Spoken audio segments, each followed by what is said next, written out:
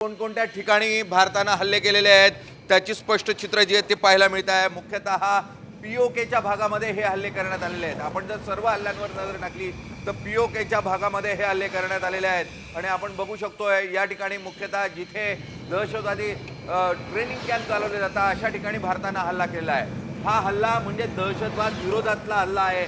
भारताकडून 9 ठिकाणी 1 2 3 4 5 6 7 आणि 8 अशा या 8 जागांची चित्र आपल्याला उपलब्ध होत आहेत।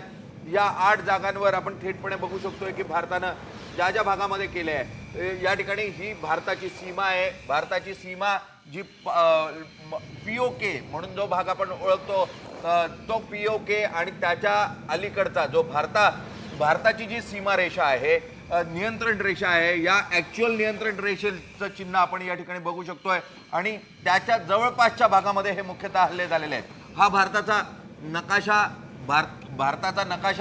नकाशाच्या अगदी जवळपास या ठिकाणी आपण बघू शकतोय की काही किलोमीटर अंतरावर हे हल्ले मुख्यतः पाहायला आपल्याला मिळत आहेत।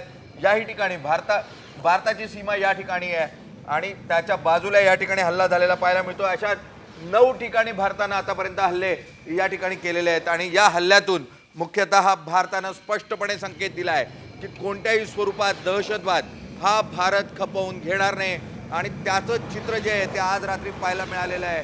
रात्री उशिरा 1:30 वाजता भारतानं पाकिस्तानच्या 9 दहशतवादी स्थळांवर ट्रेनिंग कॅम्प्सवर हल्ले केलेले आहेत जेणेकरून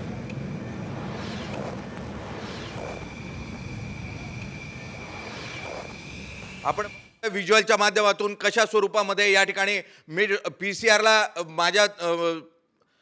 माझ्या सर्व सहकाऱ्यांना मी या ठिकाणी विनंती करेन की त्यांनी व्हिज्युअल्स दाखवावे। व्हिज्युअलच्या माध्यमातून आपण बघू शकतोय कशा स्वरूपामध्ये क्षेपणास्त्र हल्ले जे आहेत ते करण्यात आलेले आहेत। रात्री 1:30 वाजताची ही नियंत्रण रेषेच्या जवळपास करण्यात आलेले हे दहशतवादी ट्रेनिंग कॅम्प्सवरचे हल्ले जे आहेत ते आपण बघू शकतोय।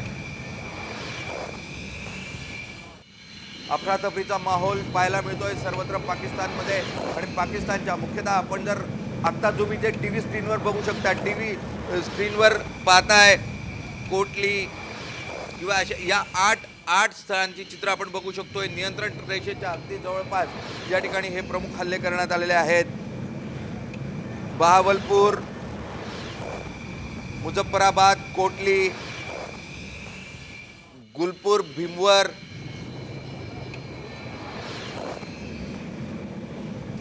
सालकोट, चकमरू, सियालकोट, मुरिदके, बहावलपूर अशा एकूण 9 ठिकाणी भारतानं दहशतवादी ट्रेनिंग कॅम्प्सवर हल्ले केलेले आहेत। आपण हे स्पष्टपणे बघू शकतोय कोणकोणत्या 9 ठिकाणी भारतानं हल्ले केले आहेत याचं चित्र जे आहे ते आपण या स्पष्टपणे स्क्रीनवर बघू शकतोय। रात्री 1:30 वाजता भारतीय सेनेनं क्षेपणास्त्र डागलेले आहेत पाकिस्तानच्या पाक ऑक्युपाईड काश्मीर पीओके मध्ये आणि पीओके मधले ट्रेनिंग कॅम्प मुख्यतः दहशतवाद्यांचे जे आहेत ज्या ठिकाणी दहशतवादी लपून बसले आहेत अशा ठिकाणी या ठिकाणी हे हल्ले करण्यात आल्याचं चित्र आपल्याला पाहायला मिळत आहे।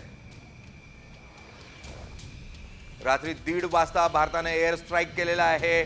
मुख्यतः क्षेपणास्त्र हल्ला करण्यात आलेला आहे आणि क्षेपणास्त्र हल्ल्यांच्या माध्यमातून या ठिकाणी ऑपरेशन सिंदूर हे मोदींकडून मुख्यतः मोदी सरकारकडून राबवण्यात आलेले आहे। भारत सरकारनं एक मोठी कारवाई ही केलेली आहे आणि या माध्यमातून जगाला एक संदेश दिलेला आहे की भारताकडे दहशतवाद्यांनी जर वाकड्या नजरेने बघितलं तर त्याचं चोख उत्तर जे आहे ते भारताकडून दिलं जाईल।